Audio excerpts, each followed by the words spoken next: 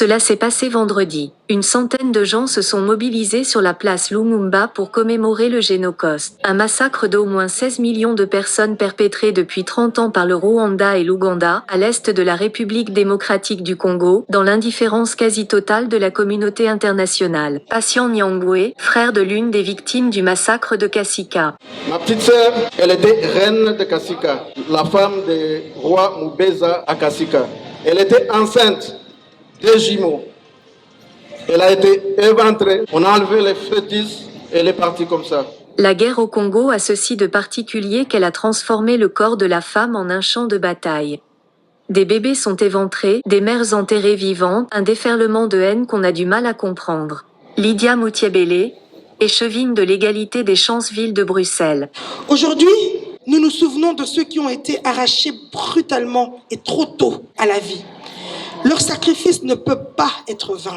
En allumant ces bougies devant vous, nous honorons leur mémoire et nous renouvelons notre engagement à lutter pour un Congo meilleur.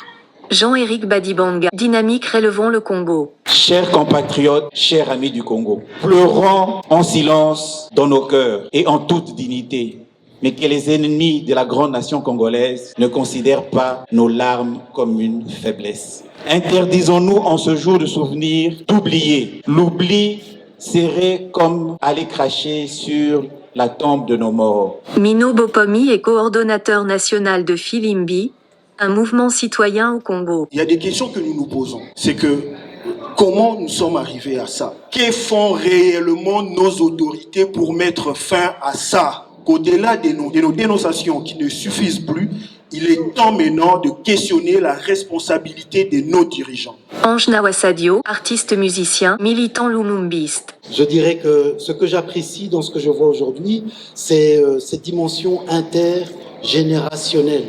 Il y a plusieurs générations de militants parmi nous et c'est ce qui me réjouit, c'est ce qui me dit qu'il y a un futur pour nous. La guerre au Congo a transformé le corps de la femme en un champ de bataille. Pour Radio Mara FM, Georges Alves et Pauline Moulombé.